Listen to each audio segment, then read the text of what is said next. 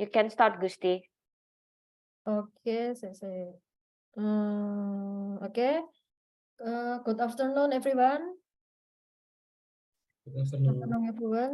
Welcome to our weekly meeting of book reviewers, where we can share our opinion and our insight about non-fiction books, various non-fiction books with our friends. Today, Mr. Donald will share about Good Equation by Michio Kaku, and then Mbak Bipit will share about 21 lessons for 21st century. I will share about Aku Terakhir 500 Gram dan Buta, and then Mr. Edo will share about Heyday, the 1850s and the dawn of the global age, and the last, Miss Mita will share about the miracles in you. Now we will start. Shall we start from Mr. Donald, The Good Equation by Michio Kaku? Yeah. Okay, thank you, Gusti, and good afternoon, everyone. Thank you for the opportunity. So the book that I would like to share today, the title is The God Equation, and by Michio Kaku, and the subtitle is The Quest for a Theory of Everything. So actually, this is a popular science book. I like to read history recently, and I read history about trade in previous months, about other things. But this time I chose a book about history of science, in particular about physics or theoretical physics. And this book gives me an understanding about the history that leads to the current progress. So in the past, I read similar books, but those books, in my opinion, they are a bit too vague in terms of explanation. And therefore, there were, after reading this book, I realized that there were many holes that I didn't know back then about why this is like this, and where at the chain of events, and why this is important, why it didn't work. All those things, many of those are now covered in this book. So I like this book because this is quite short, only 200 or so pages, written by a practitioner in the field. Michio Kaku is not just a science writer, but a real physicist publishing papers. And it gives me the chain of events starting from the antiquities, the Greek philosophers, and then for 1,000-year gap, and people no longer think that there is a scientific explanation, and they just use sorcery, witchcraft for about 1,000 years. And then after that, there was Newton, and the book says that Newton is perhaps the greatest scientist because in a world obsessed with sorcery and witchcraft, he dared to put a scientific explanation by using formula. It is not remarkable today, but remarkable given the situation back then. And then after Newton, there were Maxwell 200 years later, and after that there was Einstein, and then after that there were quantum mechanics. So all the important events are explained with the relationship, and it gives me appreciation about what is happening today and the progress that we have. So just one example about one thing that I just learned. So Einstein, after publishing special relativity and then general relativity, he worked on supposedly theory of everything, that it can explain everything, and he worked on it for many years. I knew this already, but what I didn't know was why he failed. And the book gives explanation because during Einstein time they still didn't have enough understanding about the nuclear force, and because of this Einstein couldn't finish the work. It took more time for people to understand nuclear force. So that's just one example of the thing that I understood from this book. Okay, so I think that's just the brief explanation about the book. Thank you. And what do you like and you don't like about the book? Okay, what I like about the book is the way it explains things, it explains things in a simple way. I actually have other books in similar topics, but those books are thicker, and in my opinion, is not as clear as this one. This one in just 200 pages can give the ideas very concisely. So it's like enlightening for me. So that's what I like. It's concise, relatively short, but very clear in explanation and in the chain of events and all the important milestones. Just one more example. So in the 1950s, they started using particle accelerator, and they found many subatomic particles, and they couldn't explain it.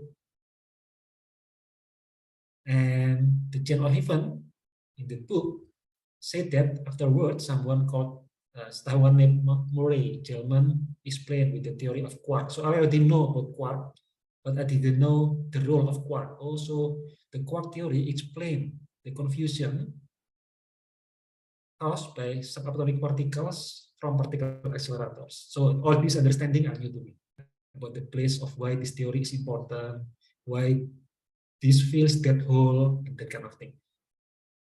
Yeah, so that's what I like about the book, and what I don't like about the book, always a tough question for me, because I usually read books, so I cannot think of anything I don't like for now.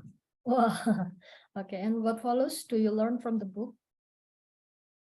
Sorry, What values do you learn from the book? Oh, yeah.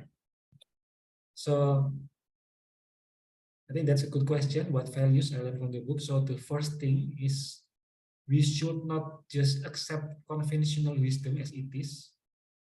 So if the people like Newton just accept the conventional wisdom that the explanation of everything is simply sorcery and witchcraft, there would be a scientific revolution. So first, usually there is a good explanation for conventional wisdom, but we should not accept conventional wisdom as it is. So we should be open to new ideas. And even the conventional wisdom might be obsolete now because things are changing. So that's the first thing. The second thing that I learned is that we need to learn to think out of the box. Einstein is particularly strong in this because his theory is like very out of the world. Just very hard to imagine. Because yeah, so the imagination is just extraordinary because it is something that we cannot have or experience in the ordinary world. So think out of the box, thinking out of the box is another lesson. And another lesson that I learned from the book is perseverance, because so many of the progress are seemingly very slow. For example, the current theory, the string theory, I already read about it many years ago. And until now, it's still in progress. It has good progress, but still in progress. So many of the developments are seemingly very slow. So perseverance is in making big progress. We take benefit of the perseverance of the people in the past. It took 200 years from Newton to the next breakthrough, next world in electromagnetism. And we already take benefit of all the perseverance of these people in the past. So yeah, questioning conventional wisdom, being open-minded, thinking out of the box, and perseverance. Those are the values that I learned the most from the book. Okay, thank you for your insight about the book, Mr. Donald. Anyone have questions? Donald, what does the book say about field theory, unifying theory? What's the name of the theory? Unified field theory. Okay, yeah. So the book uses the term theory of everything. I think that is a more popular term. And by the way, Edo can correct me if I make mistakes in any of this, because Edo is a real physicist, not me. So this, I'm just knowing the popular knowledge. So it uses the popular term theory of everything, and there are, so the goal of the theory is to unify all four forces. There are four main forces. There are four forces: electromagnetism, and then gravity, and then strong and weak nuclear forces. So there are four. Currently, they can unify three of them. So electromagnetism and strong and weak nuclear forces are unified into a theory called standard model, and this is the current theory. But they cannot unify gravity. So gravity is like the traveling child, so always very difficult to combine. And gravity is explained by general relativity from Einstein. So they may try to, for many years, to combine this, and the current best candidate is string theory. String theory can combine the three forces from the standard model with gravity into one theory. So this is the current one. But the problem with string theory is that it is practically impossible to prove because it requires too much energy to make the particles. So up till now it's just theory, but every 10 years also they have big progress. So one of the implication of string theory is that the theory works only in higher dimension, like 10 dimension, 11 dimension. So that's one of the unexpected result from this. And currently we only live in 3 dimension or 4 with time. So yeah, the current one is string theory. Does it answer your question? What is 10 dimension? Yeah, so our world has 3 dimensions, right? The length, the breadth, and the height. Usually in mathematics with X, Y, Z. And another dimension actually time. So usually the physicists use 4 dimensions. The 3 dimensions of space and 1 dimension of time. So there are 4 dimensions. However, string theory can only exist in higher dimension. In the book, I don't know about recent progress, but in the book it says only in higher dimension. It means that from the theory, against all of these are theory and not proven yet, but they can make mathematical conclusion. So the conclusion there is that the universe is actually in higher dimension, like 10 dimension, but the other dimensions got folded into a small space, tiny space, and only 4 dimensions with time expand. And this again open many kinds of possibilities. Wow, there are many dimensions, so it is possible to take shortcut to another part of the universe using something called wormhole, all kinds of interesting things. Yeah, Is so it like sci-fi, like sci-fi stuff? yeah, like sci-fi stuff. Yeah, Ah. like sci-fi stuff because there are, and also multiverse actually mentioned a lot in the book. Because if you can travel to the past and then you kill your own parents, then how can you be born? Right? So one possible explanation The is paradox. one possible explanation is by using multiverse, meaning if you use time machine, you go to the past, you will go to another universe. So there is a real research about that. Yes, but only mathematical up till now. Yes, an active research. Oh. Yeah. So I think it's just like in Marvel, like in Marvel movies. Wow. Okay, and anyone, any other have a question for Mr. Donald? No? Yeah. This book title is quite interesting to me. I think I started to think about reading this years ago, but still haven't got my hand on it.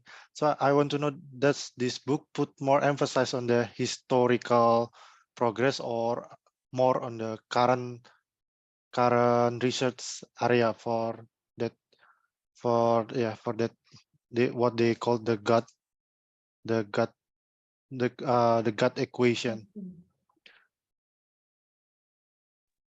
It is put, in my opinion. So in the first part, it talks starting from Aristotle and then jumping to Newton and then to Maxwell and then to Einstein and then to quantum mechanics. So the timeline is very clear, and how Einstein actually fight against the quantum mechanics. So this debate, and then after the war, they have quantum electrodynamics. So the timeline is very clear to me. And then they have quark theory, and then standard model. And then standard model cannot unify gravity. They need something fresh. Then came string theory. And then the book talks about the progress within string theory. So in the first part, there were many variants of string theory, and then in 1995, Edward Wheaton had discovered M theory, and M theory can combine this. So it would explain from 11 dimension, you can derive 5 variants for 10 dimension. And then in 1997, another progress from Al-Kadena about string theory. So he explained the progress, and then the multiverse. So I think that's why I really like the book, because it's very clear for non-scientists like me. Yeah, this kind of book, usually the one that I read before, I can easily catch up until the progress of the 1940s and prior, but up from that it's really confusing. Even for me that have a basic background on physics, it's really quite confusing. The several books that I read earlier is like that. So usually when they talk about more recent research, I can catch up on that. So what do you think? How easy you get through this book, especially for the one that is later than the 1990s? Yeah, I think for the ones after 1990s, it's a bit more difficult to explain, right? So because the author doesn't use any mathematical equation, so nothing like that. So only in broad terms, and I do not grasp everything. So for example, he explained that Al-Kadena in 1997 shook the world of physics. And he explained it in the book, but I cannot grasp why it's very important. It says because Al-Kadena now combine two seemingly very different. This first one is Yang-Mills field in 4 dimension. The other one is string membrane theory from 11 dimension. Now it can be combined. Okay, but what is it important? So I still don't get it. So maybe it's beyond my understanding. Okay. But they say it shook the theoretical physics field. Yes. So yeah. So the book I think is the best possible explanation, but some explanation is still beyond my understanding. Okay, I think I will give this a shot. But still, I will expect this will be a challenging read. No, it's very easy. Oh, Very easy even for me, except the last parts about Oh. the recent advances. Okay. I just wanted to say that there's a documentary called What the Bleep Do We Know? And then Michiko was also one of the narasumber who was being interviewed in that documentary. So if you find it hard to read about it, I think the documentary also really helps. What the bleep do we know? I read the book, but it was so tough as well for me. Like, what? Even one page can take me 20 minutes to understand. So yeah. What book is it? Is it this book? What the bleep do we know? Oh, What the bleep do we know? Okay. Okay. If there is no more questions, we will proceed to the next presenter, Mbak Pipit. Sorry, Gusti, can I go last? I'm still answering questions from my Oh. students. That's why Oh. my camera is off. Oh, okay. Also, maybe Mr. Edo want to be the next. okay. So, I will talk about the book. The title is Heyday, the 1880s and the Dawn of the Global Age by the author of Ben Wilson. So Ben Wilson is a historian. So this book talk about an era within the Victorian period in one decade of the 1950s. Why it is specifically talking about the 1850s? Because the 1850s is a quite significant decade in our history. There is many important events that took place in the 1850s. So the book first talk with the book open with the story of the Great Exhibition that's done in London. So in that exhibition, there is an exhibition of every new invention, every new technology from the industrial age that is exhibited in London. there is many kind of new mechanized machine that can produce manufactured goods that's a lot way better than the previously and a lot more efficient, like a textile weaver and cotton processor and many of that thing. And also there's come many different artifact from all over the world that is taken back by discoverer, by European discoverer at the time. And there is also some of new technology that is really changing the world. For example, like the Colt revolver that is recently invented in America. It's also presented in that place. So people at that place, they look the future with a very bright prospect, looking at the very accelerated progress of the technology at that time. And then they go on with many more story in the 1850s. Another event that is very significant is the gold rush. The gold rush during that decade happened in two places in the world. First in the California and the second in the Victoria, Australia. And both gold rush drive the progress of many other aspects. So so actually it's not the gold itself that really creating most of the wealth during that period, but it is like the force that is driving the technological progress. Because of this gold rush, there is a need for a high speed liner. So people at the time racing to get a boat that is better and faster than the one that is available at the time, so they can reach from Australia and Europe in smaller and smaller time.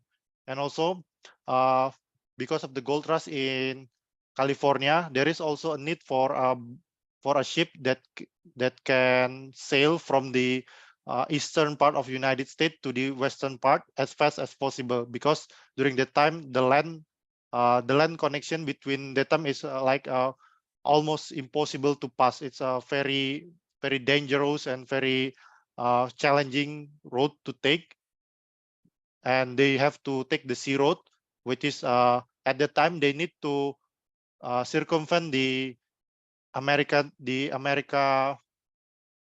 continent to the southernmost of the Patagonia, then go northward to California. And at the time also where they start to think about making a channel in the Panama, in the isthmus of the Central America.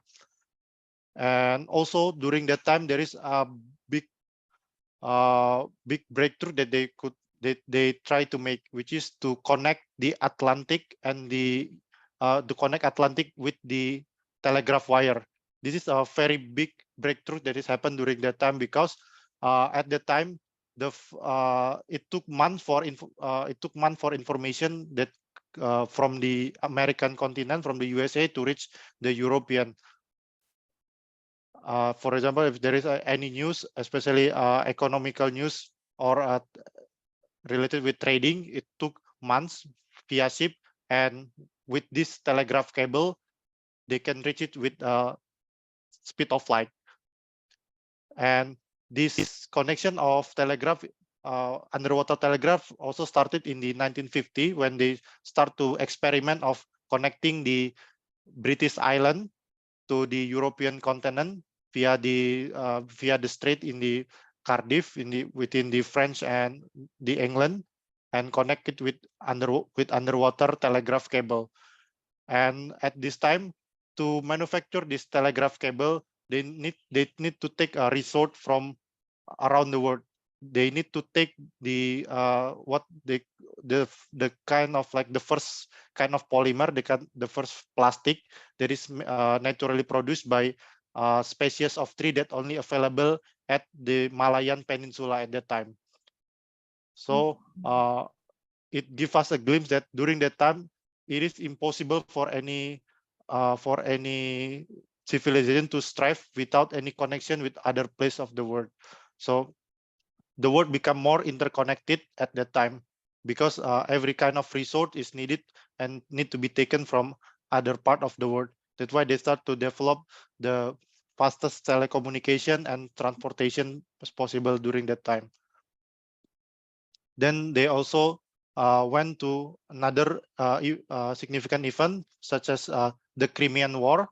The Crimean War at the time happened in the 15th. It also the first war that is covered by the media because of the faster communication available at the time.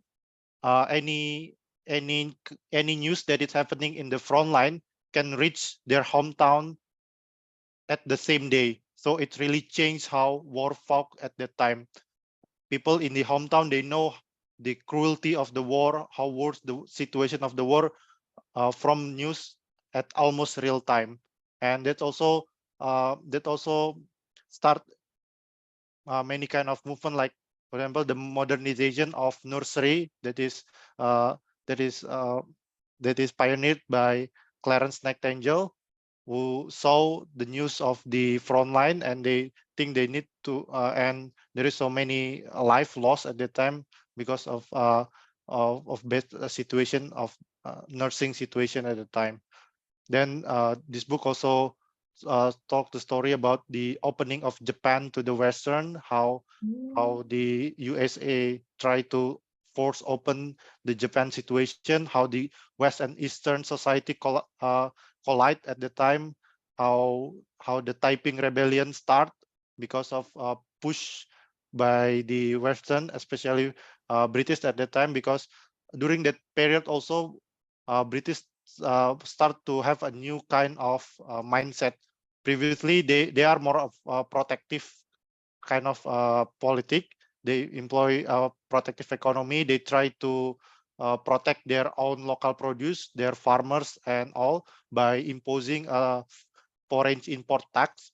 But they later discovered during this decade that it is much more profitable for them to source raw material from other part of the world and uh, in proposing for a free trade, for unrestricted trade.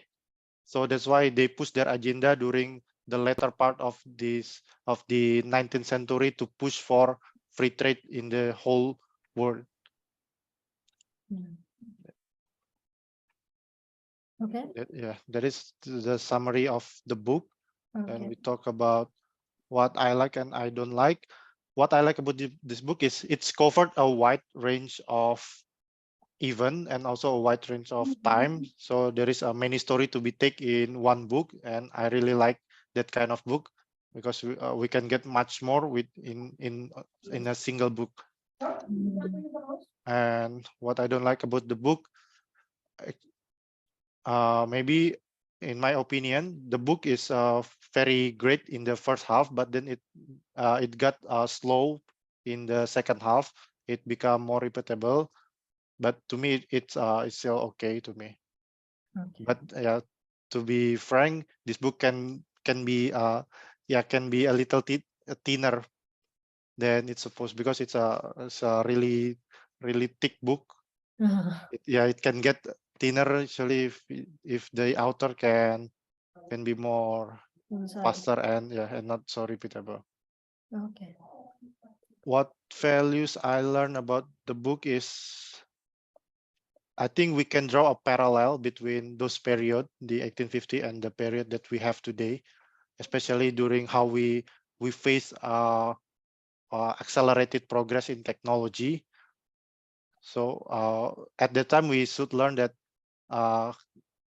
we shouldn't be too confident about about utopianism that is resulting from the advance of technology. We also need to reflect on how even the progress of technology not only bring prosperity, but it can also work both way, like a sword with both face.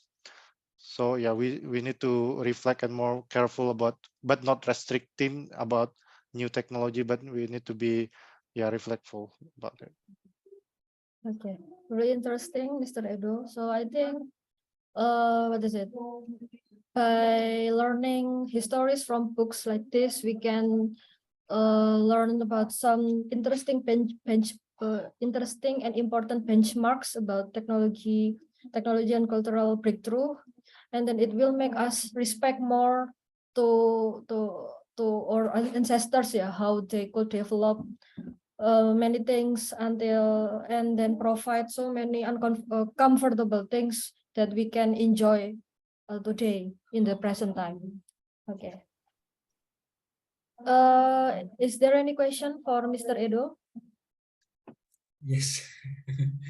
Yeah, thank you, Edo. Thank you, Christy. So I have several questions if we have time, but the first one that I would like to know, yeah, the book sounds very interesting. And my first question is, how did you find the book? This book, I think I bought it a few years ago in what they call it, the exhibition for a book, Big Bad Wolf. Yeah, Oh, yeah, it's in 2019. I think still only now I can read this one because the thickness is quite tempting. So it's sit in my shelf for quite long. Okay, thank you. And my next question is, I look at the table of contents of the book, and it divides the book into 3 parts: the Age of Gold, the Age of Silver, and the Age of Bronze. Maybe the Age of Gold is about the gold rush. Yes. But what about the Age of Silver and Bronze? What are they about, the Age of Silver and Bronze? Yeah. The Age of Silver is the time period where the silver commodity is controlled by the Spanish Empire at that time from the South America, and during the time silver is a very valuable currency because some part of the world they only accept silver. For example, like China. China only accepts silver at that time. That's why it's hard for the Western, for the European to trade with China because they only accept silver, and they do not accept the commodity, the manufactured commodity that is made by the industrialized country in the Europe. So that's why that would later ignite the Opium War, because they need to have some commodity that is produced by the Europe and could be traded with China at the time. And the Age of Bronze is because bronze is a metal that is used much in the warfare, in cannon, in shell casing, in bullet casing, and in many kind of warfare. So yeah, it's like the downfall of all this technology. So we thought that with free trade, the warfare will not be possible because everything will be relied to each other. They would not dare to start a war, but turns out at the end of at the start of the 20th century, we get the worst war that is happening, the First World War. And it's all, yeah, and the snowball is actually started from this period, from the accelerated progress in technology. okay. Next question is from me. I'm curious. Like this book is talk about the goodness, yeah, the good of 18th and 50s era, and you said that people at that time realized that they need more resources from all around the world, that they make many breakthrough in technology and many discoveries. But does the book also talk about colonialism? Because when they want to get sources from the other part of the world, sometimes they have to conquer that location. Yeah. Yes, it's also talk about the colonialism, because we know that later in the later half of the 19th centuries, there is a movement that they call the Scramble for Africa, where the where the European power, European great power sliced the Africa and distributed to each other, drawing their own border and which power get which part of Africa. And also they talk about colonialism in the Caribbean, where they need to source tropical commodities like sugar and tobacco. Okay. Yes. Thank you. Thank you for the answer. Any question? Other question? No? Maybe one last question from me. What story do you think is the most memorable from the book? Because there are so many stories. The most memorable to me is about the Japan, how the Western collide with Japan. And, and also about the Caucasus Mountain. About there is a warrior in the Caucasus region in the Dagestan named the Imam Shamil. He is fighting the Russian Empire expansion throughout the Caucasus. Okay. Thank you. Okay. Thank you for your presentation, Mr. Edo. Now next, Edo, I will watch the recording and ask the question in the group. Okay. Sorry, I cannot multitask, although I'm a woman. They say women can multitask, I cannot. but multitask is just Mbak. So Edo must still be ready. Yeah. Sure, anytime. Okay.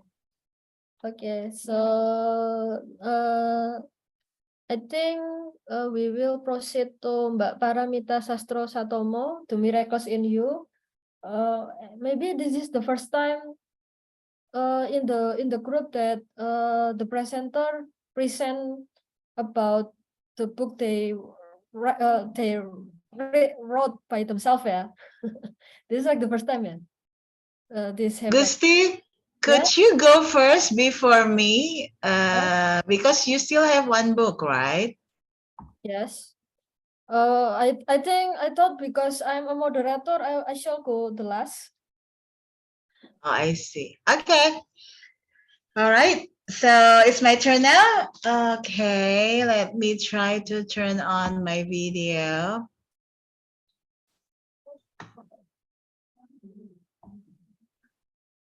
Hello, everybody. Thank you for giving me time to share a little bit about my book. Can you hear my voice clearly? Clearly. Okay, great. So The Miracles in You, it's a book that I've been working on quite long.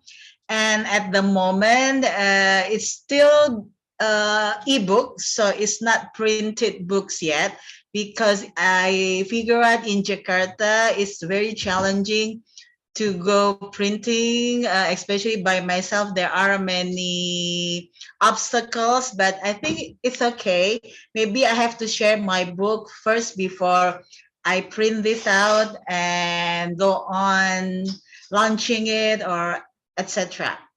So The Miracles in You has 7 chapters. I will read you the names of the chapters. The first one is Love is Magic. That's the first chapter. Second chapter is Struggle is a Path to Enlightenment. The third chapter is called Results are 100% Intention. The fourth chapter is called Knowledge is Power. The fifth chapter says, Speak up and let your voice be heard. The sixth chapter talks about generosity, where generosity is an expression of gratitude. And the final chapter, chapter 7, is about synergy, that we all are in this together and talking about the idea of win-win concept. So today I'm just gonna talk a little bit about chapter 1, which is Love is Magic, and especially the sub-chapter, which is about self-love. Self-love, don't forget to love yourself. The basic thing is to love yourself so totally that the love overflows you and reaches to others. First, you must have something to share, and then you are not doing anything as an obligation to anyone. The individual should be so happy, so blissful, so silent, and so content that out of his state of fulfillment, he starts sharing. And this quote is from Osho. His book is called Intimacy, Trusting Oneself and Others. Actually, in my book, I quote many other authors. So I love this one from Osho. And about self-love, I continue to give a little tips that I've been using in my life, how to love myself. For example, this page 36, I'm talking about be selfful but not selfish. So I'm asking the audience, for example, consider what you would like to give yourself. What do you enjoy receiving? So in my book, I do a lot of coaching, a self-coaching, and the point is to make the readers know themselves better, ask questions to themselves instead of focusing out on others. My book is intended to make the readers focus on themselves. And the next question that I'm asking in this book is, what gives you the best feeling when you give to other people? What could you forgive yourself for? Even if you still blame yourself for it, you could still forgive yourself. And on page 37, I talk about how I usually stock my fridge with a lot of food.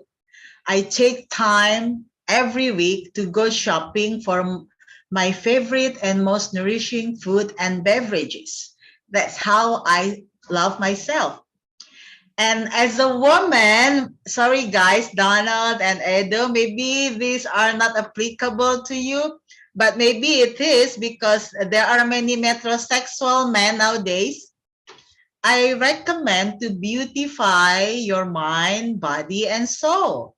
So here I share my routines, which is take care of your hair with vegetable oil, honey, and lemon. Put face lotion with vitamin E daily before I got to the sun. I drink more water. If I just drink 1 glass, I try to drink 2 glasses. If I want to go out, I try to drink 3 glasses.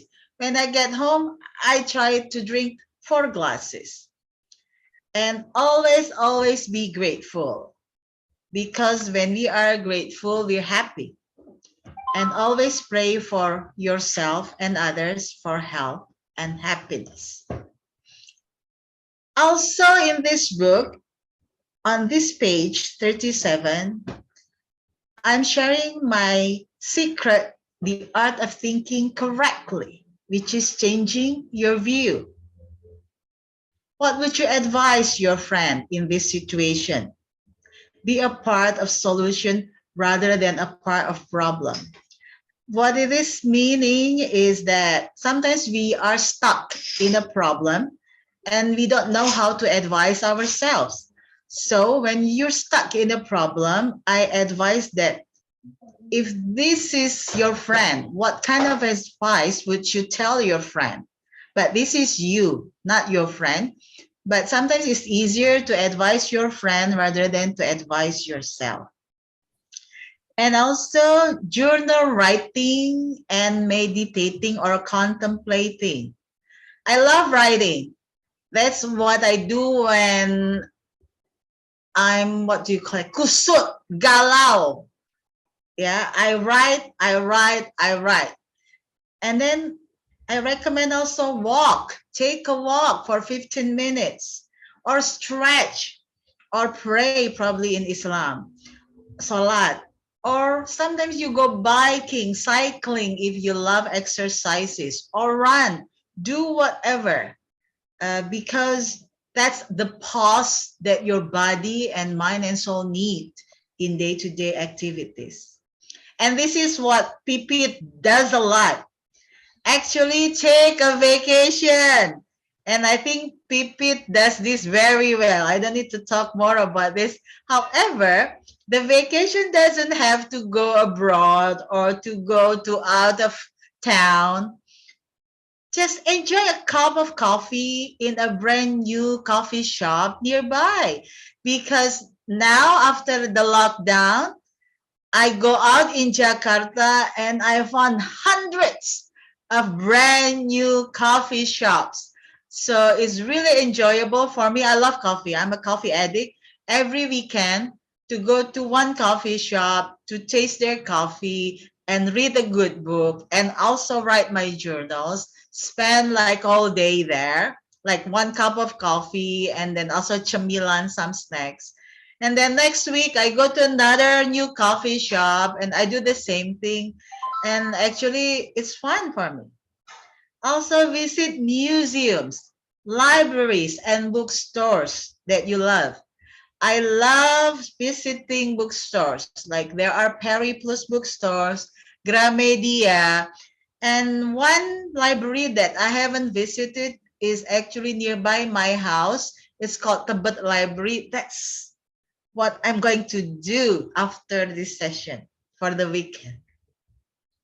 And I love sunbathing, so go sunbathing and swimming if you love swimming all day, and read good books. And this is what is important.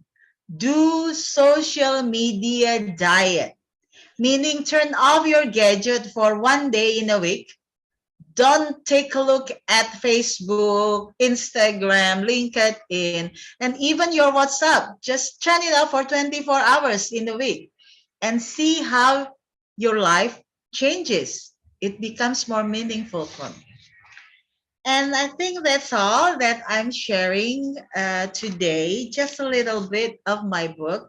So when it's done being printed, I hope you will buy my book. I will advertise it to you later on.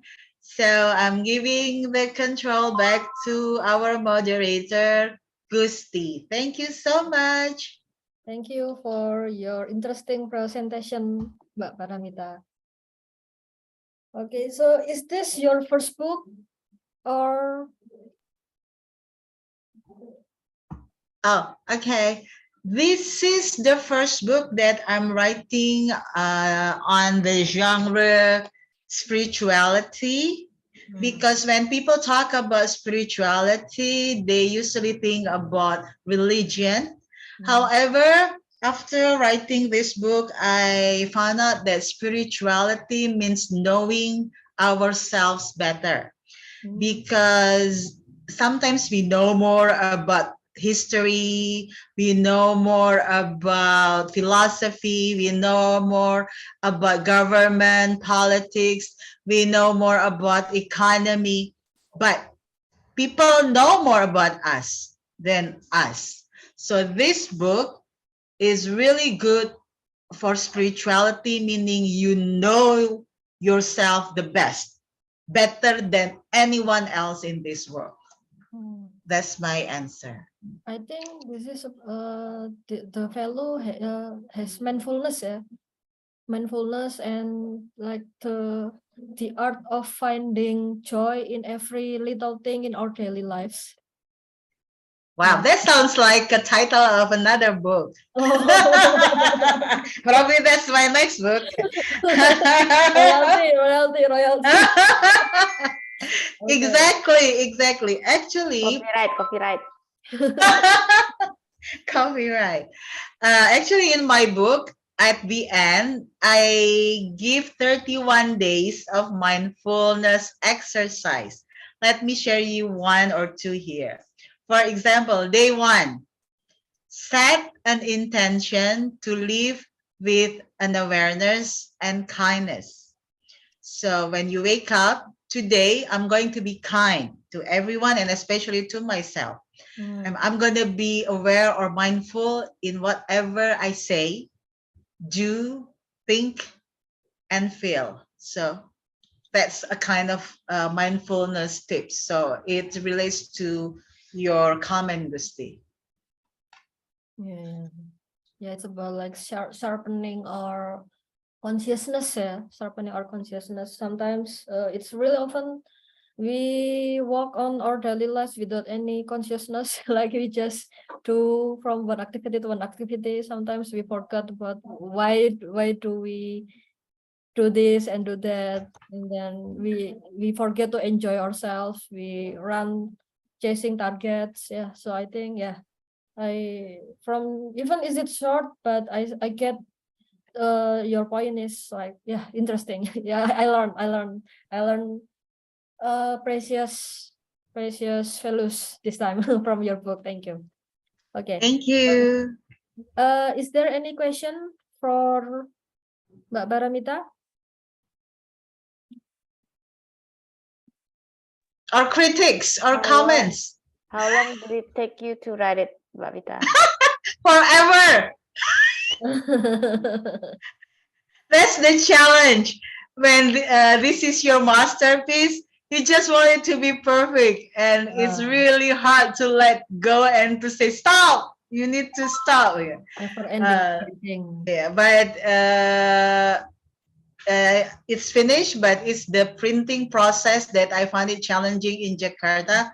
So I left it for a while, but I've been using the book to coach my friends, my neighbors, and everyone else without selling it or without giving this, but I use all the methodologies, the questions for coaching, and also sharing the stories, because there are many stories in this book, not just my personal stories, but also other people's stories that I use in this book. So even though I'm not writing it, I'm not printing it, I'm still using the book. But the challenge is the printing process. But hopefully after this, I can go back to the printing process again and ready to face the challenges there. So thank you. Okay. Other question? I have question. Yes, Donald? Presentation. So the title of the book is The Miracles in You. Yes. The first chapter is about self-love. My question is, from the title, so there is miracle in us, like potential, right? So what is the biggest obstacle that people usually face in order to realize the miracles in them? That's a very, very enlightening question. Nobody has asked me that question. Thank you, Donald. When I visited Bali for Ubud Readers and Writers Festival, I met someone. His name is, I think, Amal, and he's from Bangladesh. And when I talked about my book, he asked me, what was the question that you had when you started writing this book? And the question I had actually is, who am I? So I think the challenges that people face when they're 20s, looking for their identity, and like I'm in the 40s, when almost 50, when I'm facing midlife crisis, or when there is a pandemic, when changes are inevitable for everybody, that sometimes it confuses many of us. We ask this question, who am I really? Authentically, who am I really? And when I finished writing this book, I found the answer. And the answer is actually described by me in a poem, because I also learned how to write poems in Ubud Readers and Writers Festivals from other writers. And the poem states that we all are divine masterpiece and also a work in progress. So I think the challenge for all of us, including me, is to be aware, to be mindful, and to realize we are divine.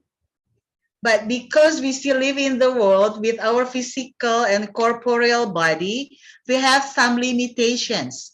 We cannot be fully divine yet because it is a process that takes forever until the day we die. And that's the answer I got. Thank you, Donald. Okay. Thank you. Okay. Any other question? No? Okay. So thank you for your presentation, Mbak Paramita. Okay. Now we will talk about my book. Okay, thank you, everyone. Okay, so I will present about Aku Terlahir 500 Gram dan Buta. So this actually series of books. There are 3 books. So the first book is the story told by the child, and then the second book Hiduplah Anakku Ibu Mendampingimu. The story told by from the mother point of view. And then 17 tahun usiaku is just like some repetition and continuation from the first book. So this is this book is written by Miyuki Inoue. She's blind, and when she wrote this book, she's still in junior high. So she at first in junior high she won first national prize for storytelling, and then after that the people in Japan like they were inspired by her honesty in telling the story of relationship with her mother. And then after that it was published into a book. So this has become like a phenomenon at that time, because there is a child, there's a girl that is still in a very young age and is a blind, but can publish a book. And I know this book in my college time, about like 2008 or 2009. And at that time, this book was so popular. So it published by Alex Computindo, like it is advertised in everywhere, and then put in the bestseller book, something like that. Yeah. So when I read this book, I have some mixed feeling. Like sometimes I hate the mother because she really harsh and cruel in treating her blind child. But at the other part of the book, and then I feel like, oh, like I pity her, and then I adore her for her this struggle in raising a blind child just by herself. So so the mother is, what is it? The mother sorry. The mother has a relationship with a man, but it wasn't approved by the parents of the man. So so they plan to have a wedding just by themselves, but then the plan was broken because suddenly the man that he loved died in an accident after work. And at that time she was pregnant with this child, and because she was so shocked, she had no parents. she lives just by himself, totally independent woman, struggle woman, just by herself, and then she couldn't go to the parents of the man because they don't approve their relationship. So, and then because of those great psychological shock, she then melahirkan secara prematur. So just in the 6th month of the pregnancy, Miyuki Inoue was born, and at that time, like her head was as small as an egg, and then her arm is just as long as a pen, and her fingers is just as small as the toothpicks. So the condition is wow, like really miserable, and even the doctors said that this child has no hope at all. But her mother said that I only have this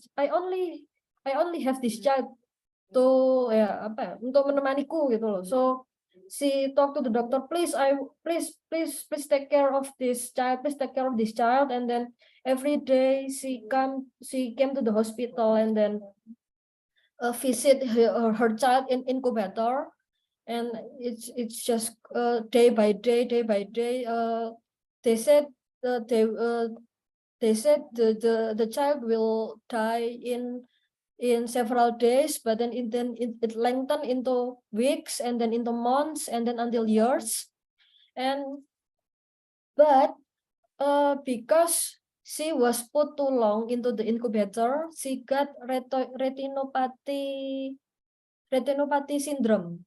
It is a phenomenon where the baby inhale too much oxygen that can make her eyes blind. So it's like the tribulation towards her life is just like come one after another. Like her man was died, and then she had no mental support at all, no financial support from other people, had to struggle by herself, and then her baby was premature, not only blind, also have any other malfunction like gagal jantung, and then other organ has problems. And well, it's like a big punch for her for the second time. But then after that, after she gathered herself, and then she start to think what steps she need to take after this. So then she came to the SLP, SLP, sekolah luar biasa, and then asked to the teacher, please introduce me to a mother who also has blind children, who can educate her children well. So, and then after that, she met a woman who also has a blind child, and then told her, just don't treat your kid as a blind child. Let her hands replace her eyes. So let her explore, let her touch everything in her surrounding to know about the world, and then just place some paper with braille alphabets in the furnitures in the items that still in the reach of the baby, so she can know about the world. And then she then applied those advice. She really treat Miyuki so hard because she think because my child is blind, she needs to work harder than any other child. So when her child learn to walk and then fall, she intentionally just let her child fall and didn't help her at all. Even though her child is crying so hard, she still just sitting or standing around the child without doing anything, and then let the child finish her crying, and then after that start learning to walk again. And it happens it happens every day. So when she couldn't remember the placement of some furnitures, and then she hit some furnitures, and then she feel the pain. That's where when Miyuki learned to be more careful. And then she even what is it, like usually parents with small children are so like anxious around their children, like they will tell their children not to explore the world so much because it is dangerous, like they don't do this, don't climb the tree, don't touch this, is dangerous. But the mother of Miyuki let her daughter explore, feel the pain, and learn from the experiences. So even though Miyuki is blind, she didn't even realize that she is blind. She has just realized that she is blind when her classmate said to her, "Hey, she's blind. She can see at all," something like that. And then Miyuki then asked her mother, "Mother, am I blind?" And then the mother explained it to her. And but there is also like the harsh treatment Miyuki experienced from her mother. Is just like when she was being lazy, didn't want to study. His mother will like reprimanded her really harsh, and then slap her. And then when Miyuki talks back, her mother will like yank her hair, and then even some cakes are also done to the Miyuki. And then after that, oh my god, this is domestic KDRT. And in the junior high school, in the junior high, Miyuki got like psychosomatis. So she had like unknown pain in her gut, in her guts, that lasts until 1 year, and even the doctor didn't know the cause of the pain at all.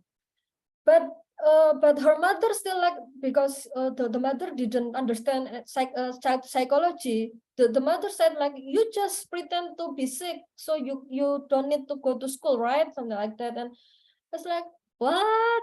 And even Miyuki also wrote, my mother is just like a devil, because she was like really angry to her mother. Why my mother is this cruel? But on the other side, she also understood that her mother was angry to her because she was lazy, because she was rebellious. And then she thought that her mother did that because she want Miyuki not to be a spoiled child, even though she is blind. And even Miyuki, after receiving those harsh treatment, she said to her mother like, just kill me, I will die, I will kill myself, something like that. And then her mother was really angry, and then choke Miyuki. So like, you want to die, here, feel it, you want to die. And then Miyuki was like, like, stop. And then after that, after the conflict is become calmer, and then her mother open up to Miyuki and told her about her life story. So her mother was abandoned by her own mother. So the mother, what is it? The mother was pregnant with a man that already had a wife, and then after her mother born, the mother bring the child to her parents that was poor, and then said to the parents that she would send a monthly funds, but she broke the promise. She broke the promise, and she didn't care about her child at all, and then she only lived with her grandfather and then grandmother, and she had to learn how to do a daily course, even though she was still a child.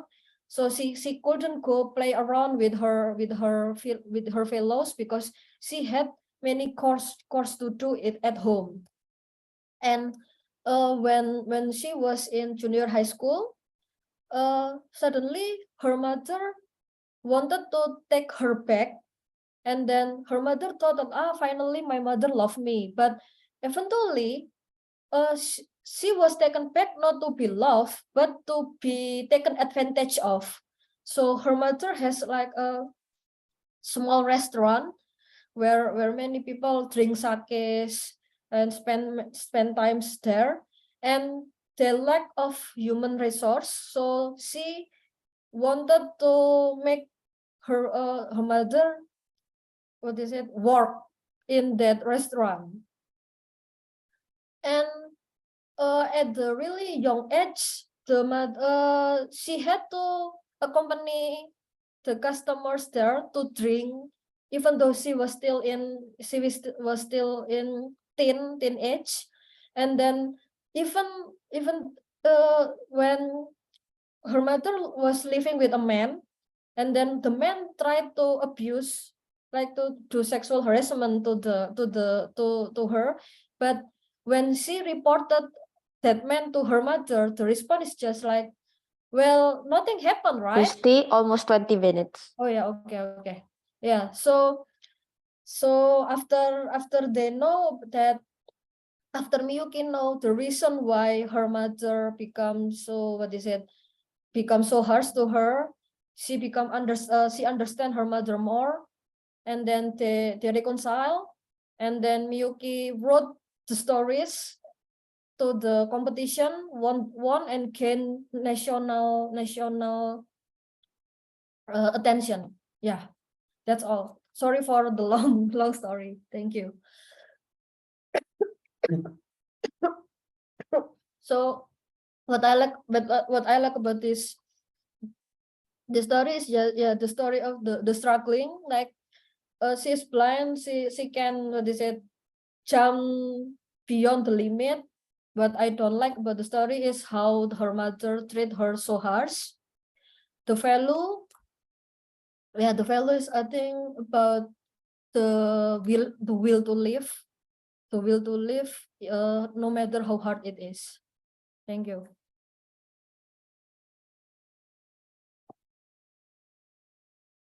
So do you have any question?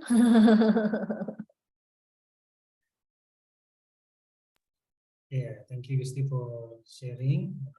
It's quite a sad story, like 2 generations of misery. Yeah. It's quite sad. I'm just curious about the book because I tried to find the English version is not available. Is it directly translated from Japanese or something like that? Yes, it is directly translated from Japanese to Indonesia. Oh, okay. So maybe you can just give a short the spoiler about the ending, because this is just one of the 3 books, right? Yeah. So at the end, what happened to Miyuki? Well, actually, the story just have no ending. Like it stop with happy ending or sad ending. The story just like their life goes on just like that. And Miyuki in the end of the story, Miyuki found that she wanted to help other people, and then got education to be like a messenger as a professional messenger. Yeah. Okay, thank you. Gusti, I have a question. Yeah. So, the story that you told us, that came from 3 books you read, is that correct? It's from the 2 books. I didn't tell you about this because this is only repetition, most of just repetitions.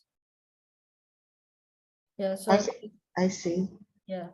So you read 2 books and you share the stories from those 2 books.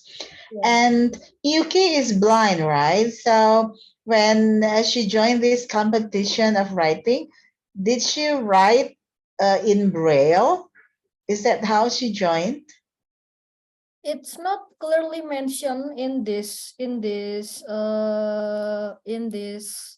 book. It just but there is a part that mentioned that Miyuki could use a computer that produce a voice. But it didn't there is no information whether Miyuki wrote the story using this computer or not. She just wrote the story and then tell it to the audience.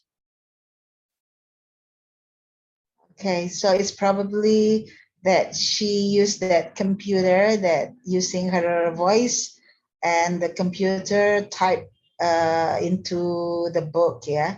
So Yeah. I got it. And my next question is, I mean, I agree with you that I think that mother is really harsh on her, yeah. But I also love how Miyuki turned out to be so brave and surviving all that kind of challenges. And she can produce something that is magnificent like this book. And the lesson that we all can learn is that even a person like her could survive all the challenges in life, and we can see with our eyes, and we didn't have to go through that kind of pain when we were young. So I think we have to do better. It challenges us to do better. Yeah. And I think that's the lesson I got from the book. Thank you, Gusti, for sharing with us. Okay, thank you. Any question? Any other question? If there is no, we Yeah. will. Steve, Oh yeah. have you tried to do a research of what happened to her now? Because the book is published Yeah. like 2 decades ago, and I tried to Google for the person. I cannot find any. Yeah. I also couldn't find her recent what is it, her recent news. I can maybe if we try to search in Japanese language, maybe there will be information, but in English. I'll try it. I will share it in the group if I find it. Okay. Because I also cannot find whether she write another book besides this two, after this two. I cannot find other information, other books information, as if these two were the only books she wrote, but I didn't know for sure. But I don't know for sure.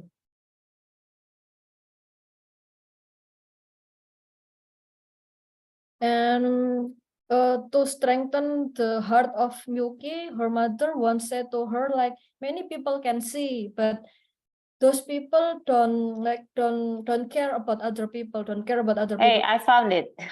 Oh yeah. She lives in Netherlands now. Oh, so She's Heather? an artist.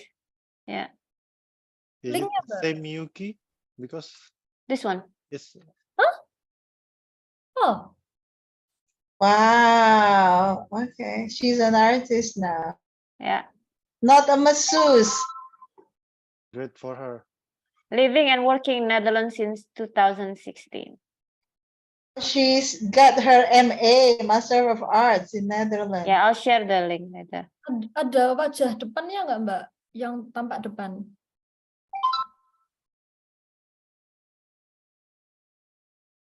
No, but she's blind. So I think it's such a, Oh, what a coincidence, kan? Minta linknya, Mbak. Of course. Yeah. Weh.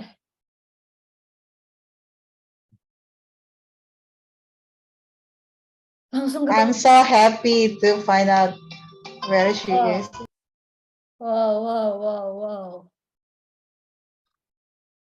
I'm curious whether she writing other book.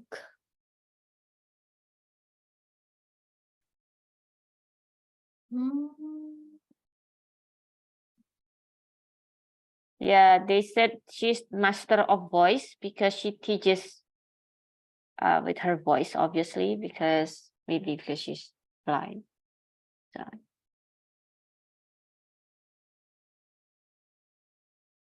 I'm sorry, guys, I cannot present for today, but I hope next month I can present 2 books. Ah, Okay. Pipit. Sorry. But thank you for your participation, Mbak, even though you still has another business. Okay. So that concludes our meetings today. Thank you for your participation. See you in the next event. Mbak Mita, you want to be the moderator next meeting?